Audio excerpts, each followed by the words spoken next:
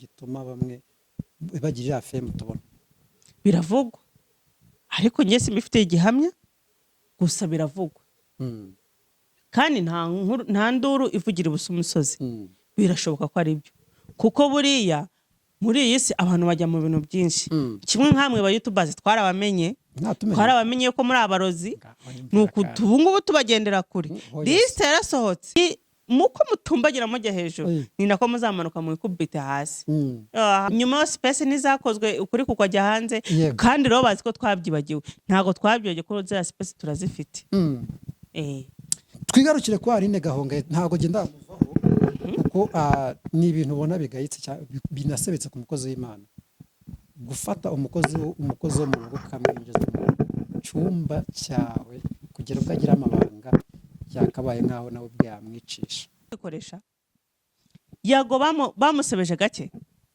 yago nago bamusebeje shatse kuvuga ko Aline Gahongayire buretse yago nibamushebeje ntibamushebeje imyaka 4 yego twese tukamutera amabuye tugahaguruka tukamutera amabuye ubu ngubu ntago twamenye ukuri nkingiranye mu cyumba abapolisi baraza baramfata baranjyana n'uwo mwana w'umuhungu wahabaga barangije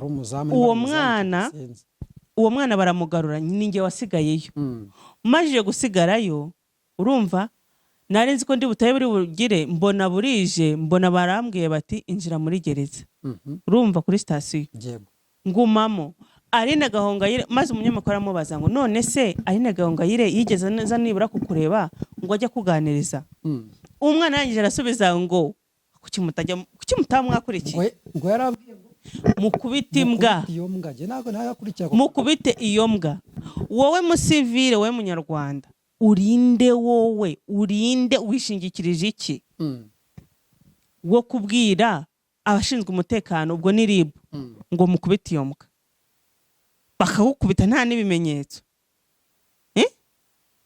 ubu iki gihugu cy'u Rwanda ni ukuvuga ngo mu yandi magambo muvu kundeba nabi se muvu turi mu kiganiro w'indeba nabi reka nsesengure ibyo uriya mwana yavuze mu yandi magambo ashatse kwerekana ko mu Rwanda urumva hari iyicarubozo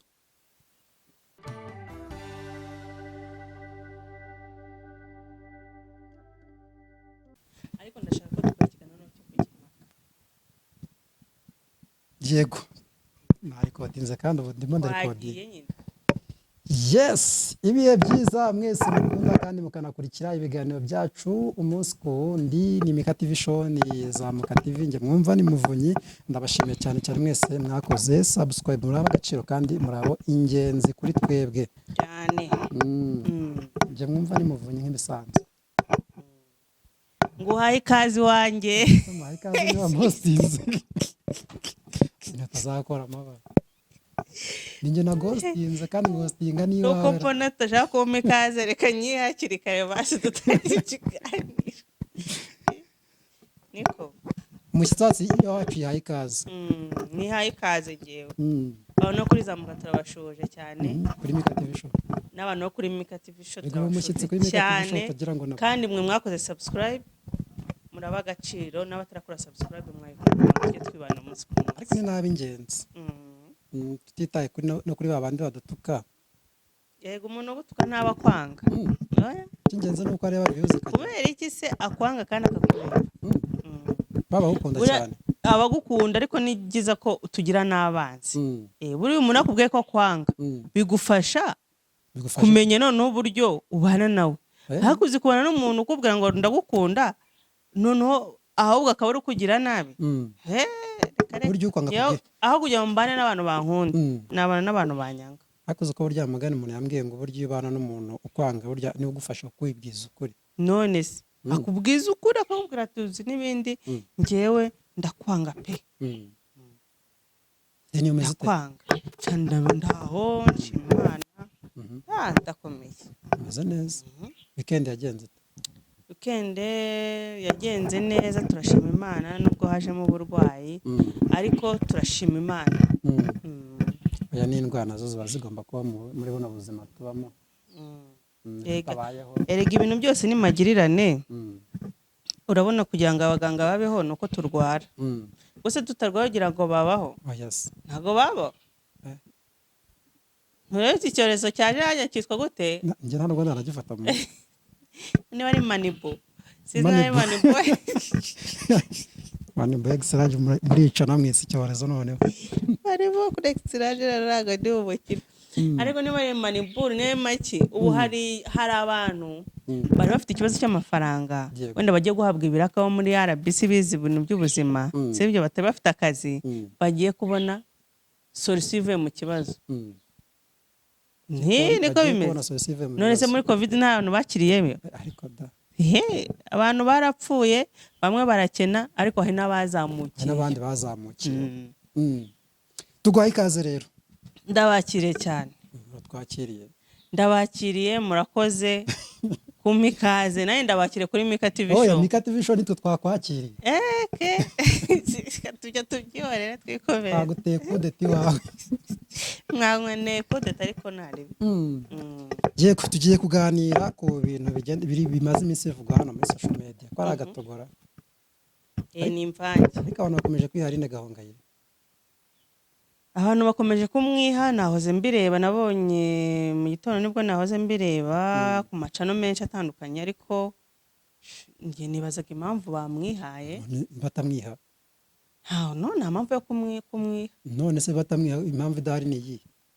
Impamvu badashobora kumwiha ya mbere nuko icyambere cyo uriya mwana yabaga iwe kandi uburyo bahuye akamusaba akazi undi akakamuha akarinda niyamara imyaka 3 aba iwe. Muri abo bose bari kuvuga nta numwe wari uri iwe, nta numwe wabanaga n'uriya mukozi, nta numwe uzi situation yaberaga mu nzu mu rugo. Ashobora kuba atari n'ubwa mbere yaramwibye agafata umwanzuro wo kutamufungira, agahita afata umwanzuro wo kumujyana kuri polisi kugira ngo akurikiranwe nk'abandi banyabyaha bari bo bose. Ese yabonaga arimo aramwiba yaza kumwirukana mbere y'igihe kumwirukana yamwibye. Erega abantu tureyajisa mu buryo butandukanye muvunyi. Uko wowe ureyajisa bitandukanye nuko ngende yajisa. Ngiye ushobora kunyiba ni urugero wenda nkaba nakubwira ntigendere sibyo kuko nta mwanya mfite wo kuzajya mpora kuri ribu niruka mpamagaye ibiki n'ibiki. Ni urugero. Hari n'undi ushobora kweka tumva kama mbaya turagira nayo. Abantu rero barayajisa bitandukanye. Ikibi cy'abantu rero ni kimwe nuko bashaka yuko we aba nkabo. Abantu barashaka yuko Aline Gahongayire aba nkabo. Wabyumvise icyo kintu? Kandi Aline Gahongayire na Aline Gahongayire nabo nibo. Aline Gahongayire na Aline Gahongayire. Aline Gahongayire na Aline Gahongayire nabo ubwabo bari kuvuga hariya bamutemeraho ibiti, bamutemeraho ibyatsi, bamurundaho ibyatsi. Nabo nibo uwakwinjira muri bo, uwakwinjira mu miryango yabo, wagenda mu ngo zabo akabaza abakozi, akabaza abaturanyi, ushobora gusanga ari bo babikuruta Aline Gahongayire. Ariko ikibazo nuko twigisha kubabarira. Iki indirimbo ni umuririmbyi ni umuvugabutumwa mu buryo bw'indirimbo n'umuvugabutumwa mu buryo bw'ijambo risanzwe. Ariko harimo abigisha kubabarira. Twigisha kubabarira, twigisha. Ubizi ute se Aline Gahongayire si umuririmbyi abigize umwuga? Yego. Sibyo?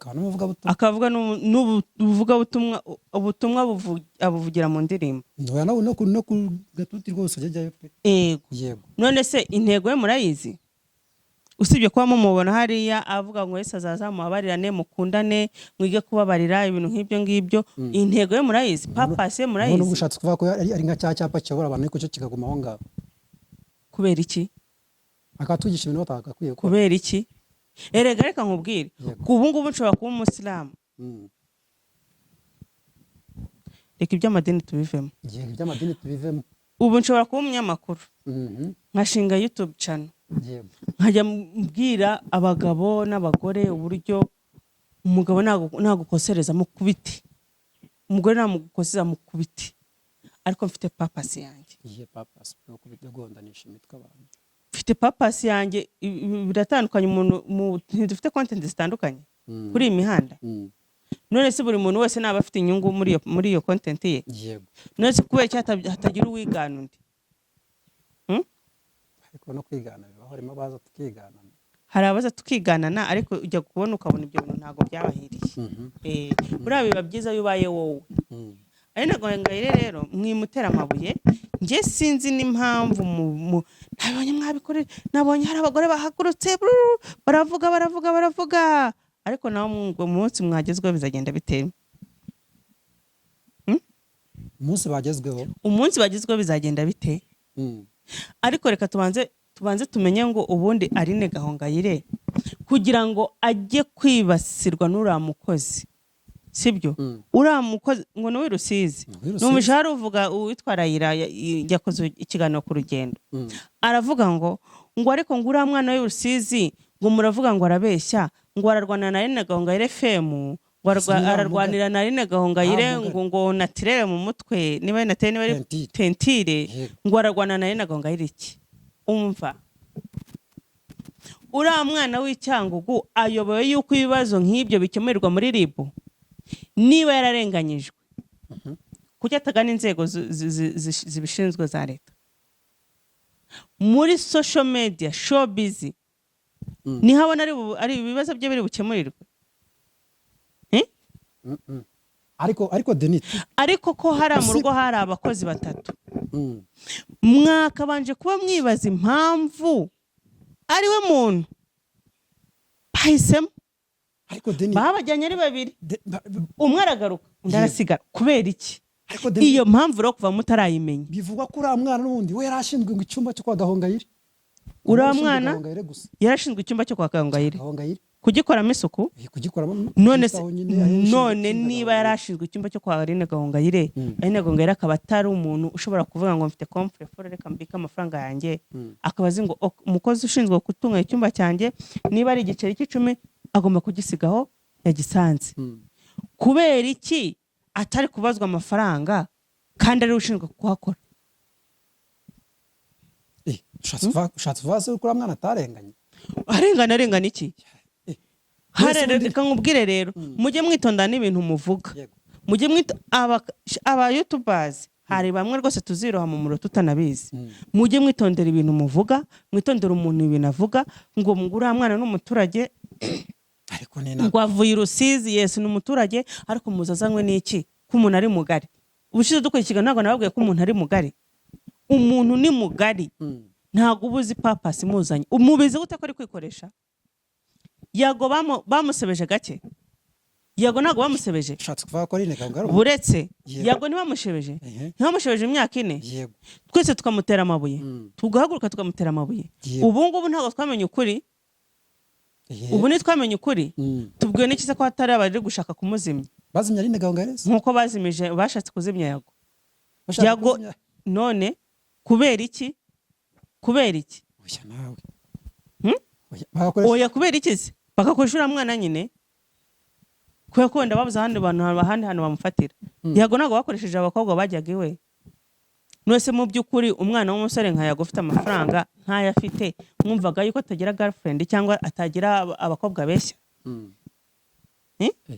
Rega abantu bagutegera wa mugani wa Murangira. Imbeba bayitegera he? Imbeba bayitegera he? Ati arya yavuze ngo nimba aho inyura. Yego. Ati nuko n'ubundi babona ko iyo mbeba n'ubundi ishobora kuguma mu mutego.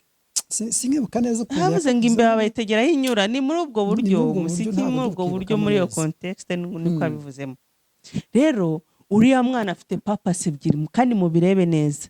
Icyambere ni icyo gusebya inzego z'umutekano cyangwa za leta yuko zidakora neza. Muri iki gihugu cy'u Rwanda tuzi neza yuko nta muntu ushobora kurenganywa, nta nundi muntu uri hejuru y'amategeko, yego cyangwa oya. Mu kiganiro mwana yatanze umva bareka akantu gashaka tugakatinga tugashyiremo. Yaravuze ngo barantwaye bangejejeyo, wabyumvishe? Baje kumfata, yarankingiranye mu cyumba, abapolisi baraza baramfata, baranjyana n'uwo mwana w'umuhungu wahabaga. Barangije uwo mwana baramugarura, ninjye wasigayeyo.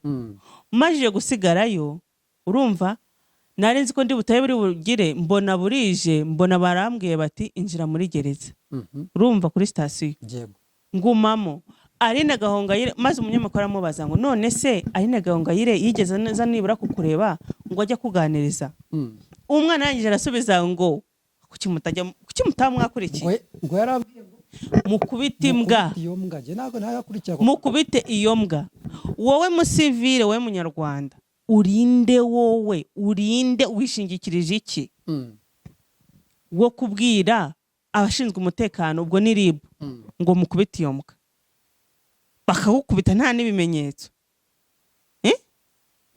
ubu iki gihugu cy'u Rwanda ni ukuvuga ngo mu yandi magambo muvu kundeba nabi se muvu turi mu kiganiro w'indeba nabi reka nsesengure ibyo uriya mwana yavuze mu yandi magambo ashatse kwerekana ko mu Rwanda urumva hari iyicarubozo ariko tujye tumenya ko hari abantu nabo begererayo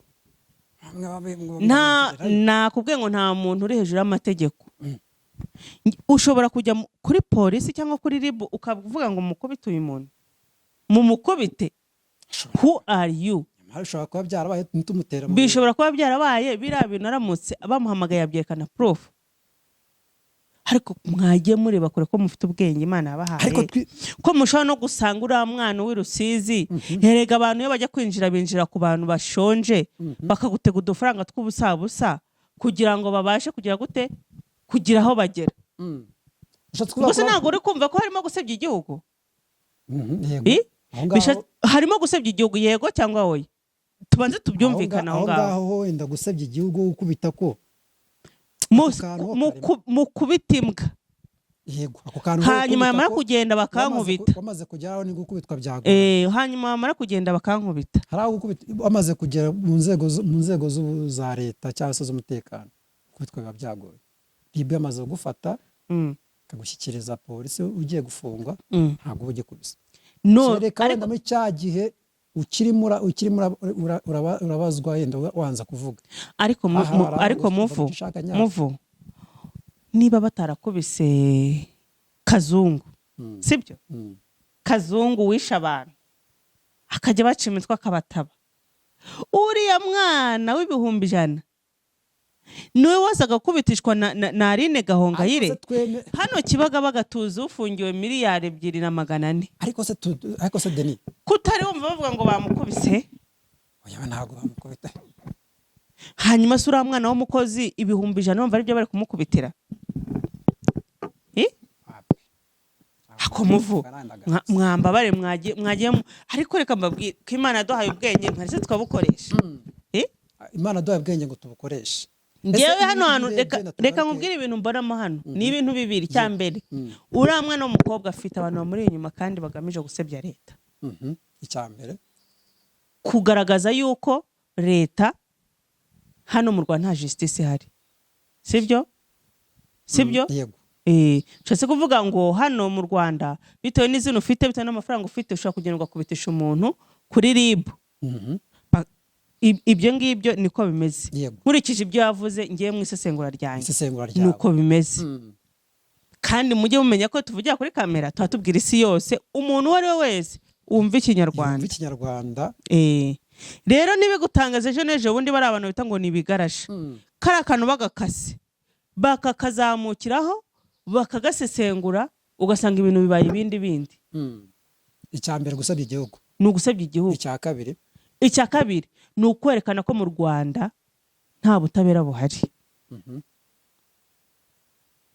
sibyo gatatu ni ukwerekana ko Aline Gahongayire uwo tuzi sibyo atari ko ameze ari inyamaswa muri aka kanya umuntu arakwibye akwibye 50 nk'uko bivuga ngo iwabo baraje aramubwira bati ni ibihumbi 100 reka tugere tugurisha isambu wo kabyara we umwana wacu tumufunguze yego umugore wanjye aravuga ati oya niyumve subwo Aline Gahongayire ese wenda uditsikame utari ku ruhande rwa Gahongayire cyane urajya ku mpande zombi bari tujye ku mpande zombi rwose ese kuba Aline Gahongayire yafungisha umwana kunuza ku bihumbi 100.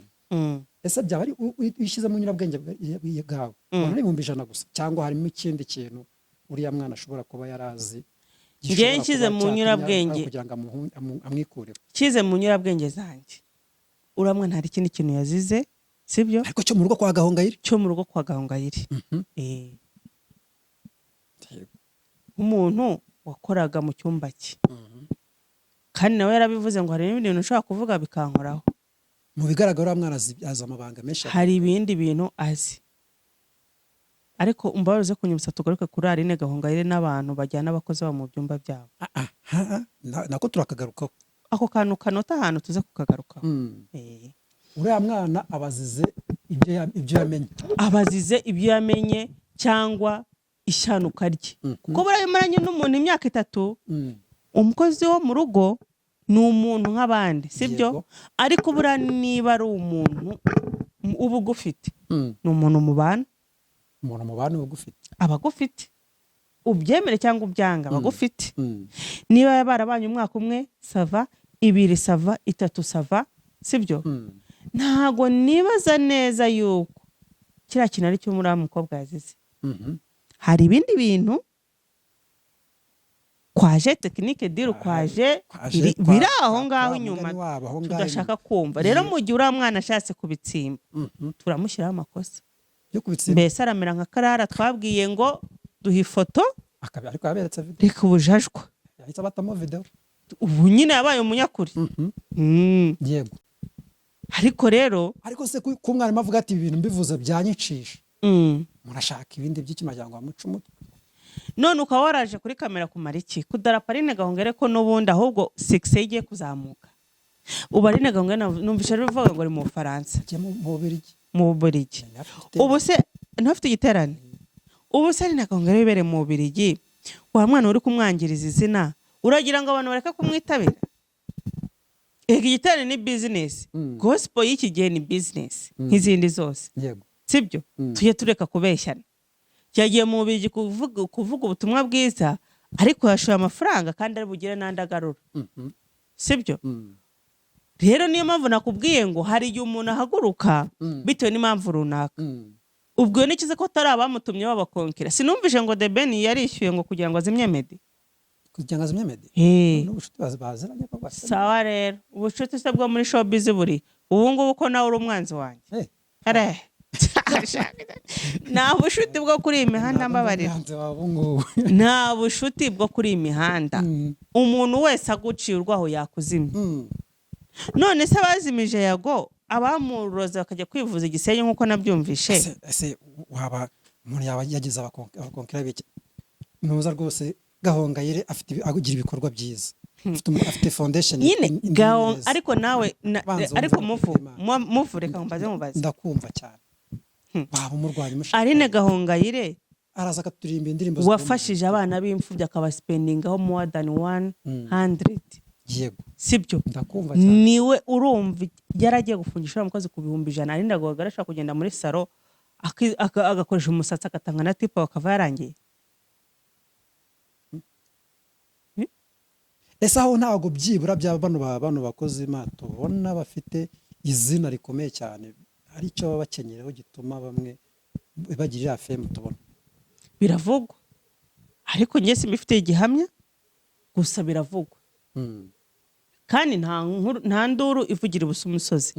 Birashoboka ko ari byo, kuko buriya muri iyi si abantu bajya mu bintu byinshi. Kimwe nkamwe ba YouTubers twarabamenye ko muri abarozi, nuko tubungubu tubagendera kuri list yarasohotse. Uwo mbonye nca muri abo ngabo bari muri kuri list. Muri abarozi ngo mujya mu bapfumu ngo mutumbagire ariko shareka mbabwiza ukuri, iyi muko mutumbagira mujya hejuru ni nako muzamanuka mu ikubite hasi. Taraho nibereye Yago ntiyabataye hanze. Nyuma space nizakozwe ukuri kukajya hanze, kandi rero bazi ko twabyibagiwe. Ntago twabyoge ko za space turazifite. Twigarukire kwa Aline Gahongayire, ntago genda muvaho kuko ni ibintu ubona bigayitse binasebetse ku mukozi w'Imana. Gufata umukozi wo mu rugo kamwinjiza mu cyumba cyawe kugira ubwo agira amabanga byakabaye nk'aho nawe byamwicisha. nyine nicyo kintu njyewe njya mbwira abantu igitsina gore cyane cyane murabanebwe kandi muri n'injiji, kuko ubaye uzi ubwenge icyumba cyawe uraramo ni icyumba cy'ibanga kitagerwamo n'umuntu uwo ari we wese. none ukaba uzi yuko ugira utuntu twawe nk'utwo mwana nyine yazize, kuko njye simpamya ko uriya mwana yazize $100. hari ibindi bintu yazize yabonye, noneho iwabo batangiye kumugerekaho ngo ni $1,000 ngo cy'abashyitsi. byanashoboka ko nabonye kuri thumbnail harimo amafaranga y'amadolari n'amanyarwanda. none se amadolari uwo mwana akaza avuga ati ibi bintu kuba nabivuga, reka twivugire ku bantu abantu batwara abakozi ngo bajye gukininga mu byumba, nakataraza bazakazana, ahubwo wari negongwe nuko nta mugabo yari afite, ubu se yo mu mutwara ubwo ngubwo barabatwara da barabatwara. ubwo nk'iryo banga harimo n'iryo banga ry'umugabo ngo yese agira umugabo, ingenzi ko ari divorce. asanga yarazaga gute asanga wenda yarazaga gute uko abandi baza bakagenda. oya nago uriya ni umuntu yubashye ari civilize, nubwo yagira icyo yibwira yajya ahandi, ntago yaza kwa nyina. sinumva ngo abana na nyina kandi bafite abandi bana benshi barera. numva ko ntago ibyo ngibyo yagira, ntiyabikorera hariya, ntago ari umuntu ubona atari umuntu uri civilize kandi ni umuntu ufite izina. ubwo se urumva we nta bwenge afite bw'uko bamutanze, uriya ntago ari sabe.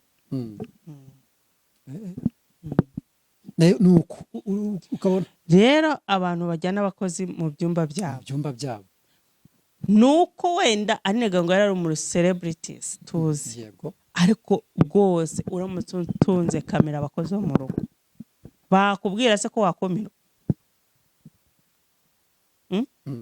si n'ibyo gusa, ubu hari n'abagore bajya bafurisha abakozi babo amakariso, ugasanga umugore yambara ikariso abika kwa gatandatu, akazisohora zose ko ari 8 cyangwa 10 wa kirafura. warangiza ukagezajya hariya ngo ariko mana ngo wanjijije iki, ngo mana ngo wanyimye urubyaro, uzaho wazize, uzaho waguye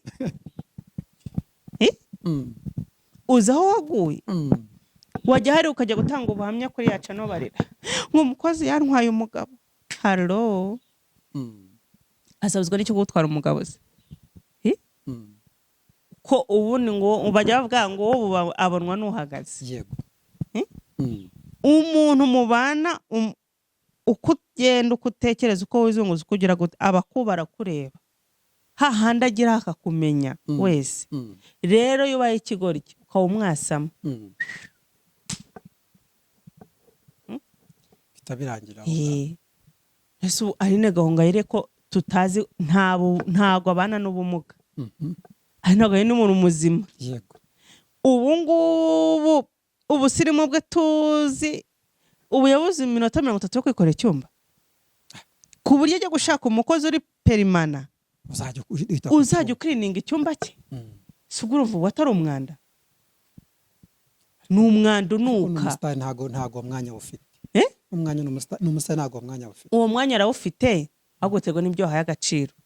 rero niba wajyanye umukozi mu cyumba cyawe, ihangane uzabashe no gupeza ibizavamo.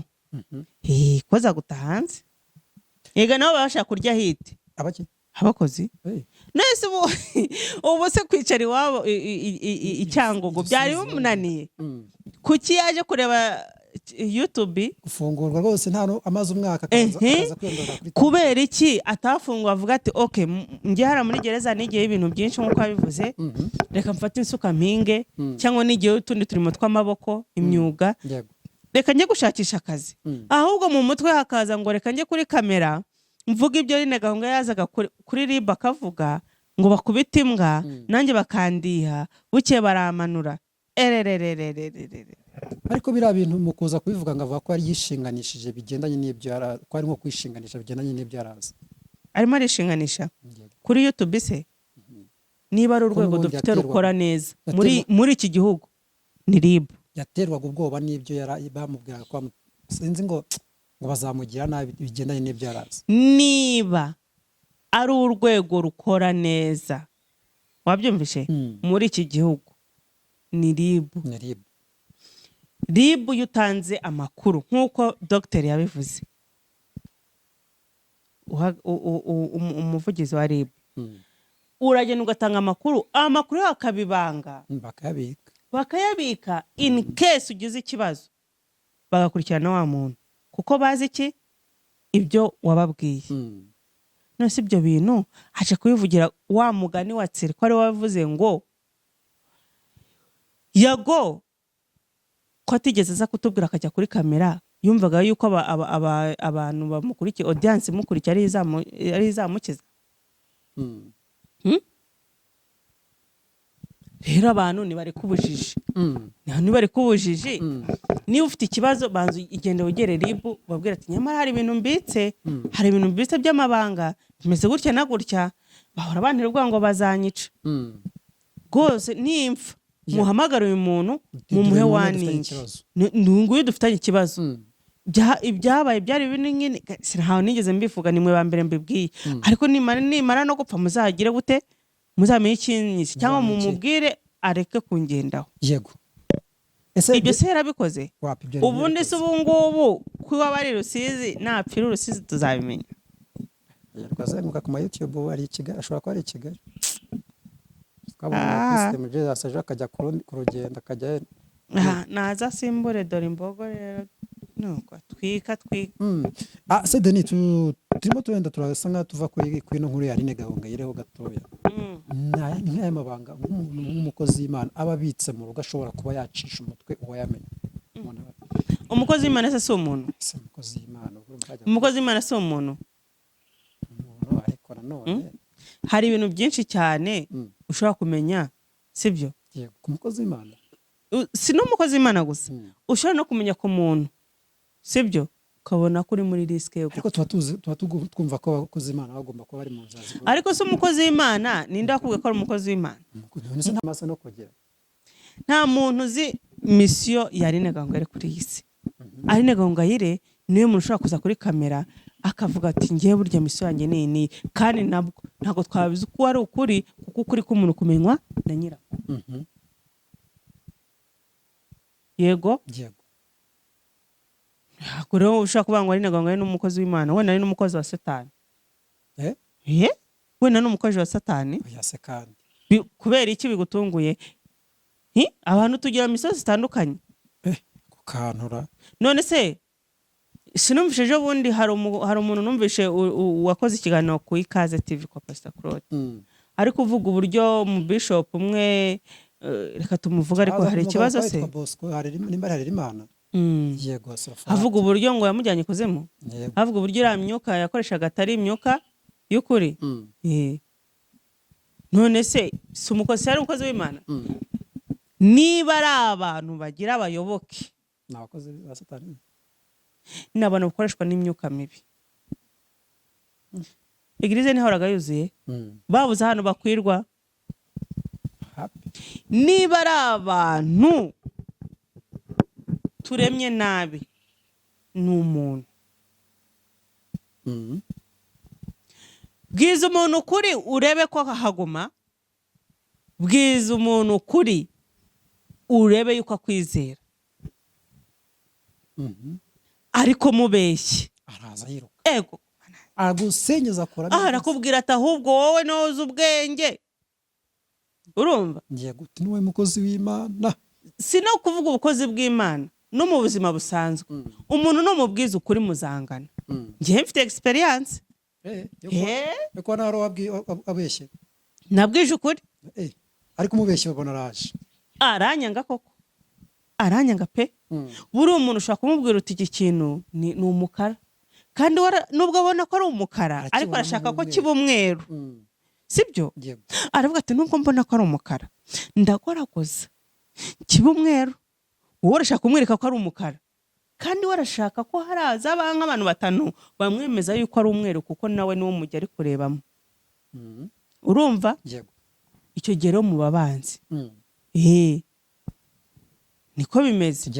Ubu ngubu ngiye namenye ubwenge sha, ubu ngubu nabaye nyamugiye bigiye bitewe n'inyungu nkubonaho, njya muri kote yawe, ariko ibyo nkabisigaho kuko ngiye ntago kugira ngo nawe twitwara ntago byampindura. Niba mbona yuko utumva ibyo abantu bakubwira, ngiye nkubwira ibyo ushaka kumva, nkanakwereka ko ibyo uri kuvuga ari ukuri. Bishatse kuvuga ko abantu bakoze Imana hamwe namwe tubona batubwiriza se cyangwa batubwira twumva ibyo batubwira, ariko ntiturebe ibyo bakora cyane, kuko nta mbuto bafite cyane, kuko muri iyi si abantu bose bari kurwana dushaka amafaranga mu buryo bumwe cyangwa ubundi, sibyo? Rero ufite uburyo bwose ashobora kubona amafaranga muri iyi si, shara bukoresha, ntibazakubeshye, ntazagire ugira umwere, kuko twarabarungurutse, twabonye uburyo murarogana ngo mugira ibintu by'imyuka mibi mw'abahungu. Abantu bafite imyaka 35 bararogana, ubu se ni mu gihe 50 muzamuri. Yego ko Yesu Kristo w'i Nazareti. Ngaho ibibazo umuntu ugirira ishyari umuntu ngo nuko yagize views 50,000 bafite 30, kandi urumva barinda kumva. Ngaho mbwira umuntu ugirira ishyari mugenzi we ngo ubwo aba bantu nkoresheje ndabizi neza ko nibajya kwa kanaka, sibyo? Nubwo ndi umutange kurekura ikiganiro, ariko ari bundusha amafaranga. Noneho reka nze mubwire ngo ntimuzajye kwa kanaka, mujye muza ninjye muhe ibiganiro gusa.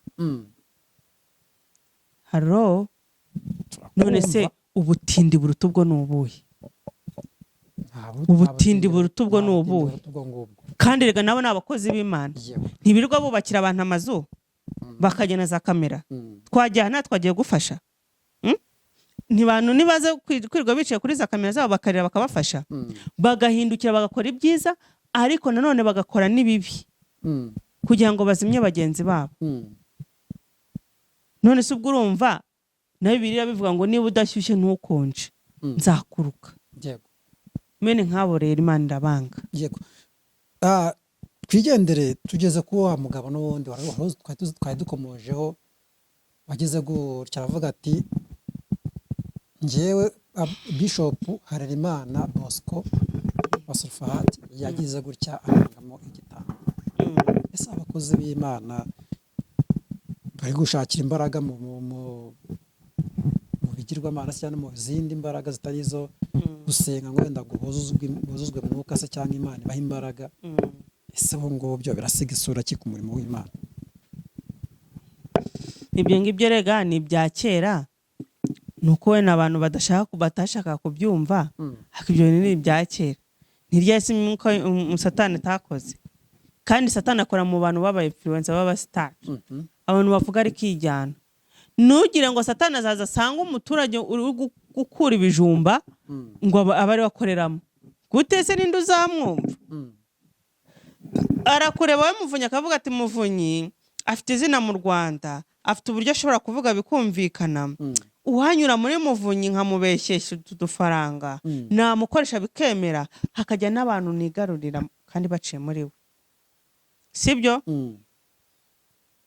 Business ikabirabonetse, projet ikabira iraranenze, kandi abantu bakajya gute ukababona. Nese abantu bakunda ufite, sibyo? Niba ufite urusengero rwiza, niba ugaragara neza, niba ni wowe uzawugira abayoboke. Yego. Ariko bitavuze yuko ari wowe uvuga ukuri. Ese deni aho abakisoso batuma wenda bamwe mu bashumba nkanga bari bajya gurahura izindi mbaraga kugira ngo bakunde babemeze. Abakristo dufite ubungu cyangwa se nyine batwebwe tujya gusenga, twe dutuma abashumba se cyangwa abakozi Imana bamwe bari abatubwiriza ukuri bajya gushaka izindi mbaraga kugira ngo bakunde twemeze. Gute? Ko kenshi dushaka kumva ikimana tuvugaho. Gute ikimana tuvugaho? Benshi usanga bo bashaka kumva andi Imana mbwira vuze. Vuga wowe n'ibitangaza. Nese ibintu uriya mugabo yakoraga njye kenshi nagiye mukurikira mwabonye ari ukuri ariko ufite izihe mbaraga zituma umuntu umuhuha akagwa? Toka dayimoni. Ufite izihe mbaraga zibwira umuntu ngo umuntu akagwa zidaturutse hariya hirya? Ko Yesu yaje mu isi akabana natwe agakiza impumyi agakiza ibirema. Mwigeze mubona Yesu hari umuntu aho akagwa? No mperutse kubona video. Niba ari umupasiteri wawe, niba ari muri Uganda, agira umwana Yesu Kristo we, ariko mana Israel musa no kuri kw'Imana, umwana muto dorangana nawe ahubwo umenya unamuruta, ajya ucya ngo akazamura ukugura akazamuka atanagukozeho gira gutya bose ngo wa kandi ukabona urusengero ruruzuye. Nicyo kikwereka rero ko Satani afite imbaraga, kandi iki ni igihe cyo gukora kwa Satani ku mugaragaro. Uzi impamvu? Nuko noneho kuba ukora ikintu kibi cy'umwijima ari ibintu bisanzwe kuri wowe. Kera umwana w'umukobwa yaratwaraga inda akamara hafi imyaka 2 bamuhishe, kubugiye kumuga ko umwana wakakaraka ngo nigeze kumurabuka twite. Ndetse urabeshya ugira amagambo urabeshya. Ariko ubu ngo icyagisigaye gikorerwa ku ruhame bakabona ntibihagije, bakanifata video, sibyo? Bagashyira hanze kugira ngo bagire gute batwike. Ubutinganyi burahari mu Rwanda, sibyo? Nta n'ubukumira ngira ngo buremewe, sibyo? Bwaremewe. Ntago babihakanya n'ubwo leta n'ubwo babihakanya. Ntiyabihakanya ntiyabyemeje, ariko iyi ibintu bikora ku mugaragaro ubwo bibabyemejwe, sibyo? Rero niba se ubundi ahubwo zari icyo mwabona. Aragira ati rwose yadutumaga amabuye mu mugezi kugira ngo nimba ari kugira ngo igitangaza gikoreke muri ayo mabuye. Usibye ko nawe wa muhungu urinjije. Injije gutese kandi umuntu adeni nawe kumwitinjije. Ura muhungu niba muhungu nawe mugabo wa mugabo urinjije. Gutese kandi ahubwo nawe yagiye hariya ashaka kubona amafaranga, ashaka ubukire. Ariko se ko Imana yaduhaye ubwenge, Imana yaduhaye ubwenge kandi natubwira ngo bukoreshe, sibyo? Rero utabukoresheje neza Satani yagukoresha. Umuyobozi wawe w'itorero agutumye amabuye, hari nubwo numvishe ngo yantumye ibisekuruza, ariko ngo abakire ibisekuruza ngo nibazane ibisekuruza 3. Uburura mwana niba ari umwana w'umugabo niba ari igiki, nta n'umuntu wo mu muryango we bazavuga ati amubwete, ariko cyangwa umuturanyi cyangwa umuntu yizeye ati ko pastor wacu atumye ibisekuruza 3 ngo tubizana amazina ngo amusobanuza amubwire ibyo ari byo. Niba uri umuntu mbwa ati uramenye, sibyo? Kuko rega burayo umuntu ashaka kugura kurujya mu gisekuruza cyane. Ntawe rero wa muhungu we, ahubwo ibyo washakaga ntiwabibonye, umaze kubibura uravuga uti nubundi ni yare kamwanike. Babone ibiba ariko bose ni bamwe jayeme. Yego kose pe muri bamwe. Waramuyobotse urahakorera ngo yaragukunze ngo yabonaga ngo uri umwana mwiza arewe ngo yaramubeshye ko kuzamushingira n'umukobwa we. None se nabara mutanze muri tambo yagarutse ati ndasanga arasenza biva. Imana imworohereze. Hajya ati rwose ba rubanda rugufitwa dutumaga mu mugezi kujya kuzana ubu se abandi urajya gusengera ibi byumba bitaracika. N'icyo zijya ahantu ukajya kubona ukabona igikuta cyarisatuye, njyaho narasengeye ukabona haramutse haje umushyitsi icyo gikuta gishaka kugura nk'abantu, ariko ujya kubona ukabona abantu bari kwasengera. Ndahazi nanjye ku buryo umuntu abarekeje ngo reka numve icyo Imana ivugaho, kuri no kuraguza. None bagiye kuraguza mu nzu zimeze gutyo. ngo iki none se wagiye kumva icyo Imana ikuvugaho wasenze ukizera ko ibitangaza bizaba kubera icyo uba ushaka kumva ngo Imana irambwiye barangiza bakanababeshya sanze benesi nyine reka bababeshye bakoremo bizinesi bakubwire bati rugagi se twabibonye urashaka Range Rover tura kandi mumenye nigeze kumva hari undi muntu Yesu we ariko sharika mbabwire umwami mukorera azabahembe uwitwa ngo ni Papa Kingi yabwiye umuntu mu itorero ngo wowe naragusengeye ubona amafaranga yarya wenyine ngo urandya can you imagine ngo uramurya naragusengeye ngo ubona amafaranga urangije urandya umukozi w'Imana iryo jambo ryonyine ritari kugaragaza umusengo uwo ari we kandi mwarangiza ejo mugasubirayo ntimuzi ibintu bari abantu basenga n'abadiyakoni babo n'abaki bose ntimuzi misiyo bafite kuri iyi si warangiza ukaza kuri kamera ngo bari barantanzemo igitambo wagira ngo igitambambuga uri umwana utazi kuvuga bagutwaye bagufashe ukuboko mama shenge ihorere namwe muba mugiye mukurikiye ubutunzi muba mushaka kubona ibyo mutaruhiye sibyo kandi ijambo ry'Imana riravuga ngo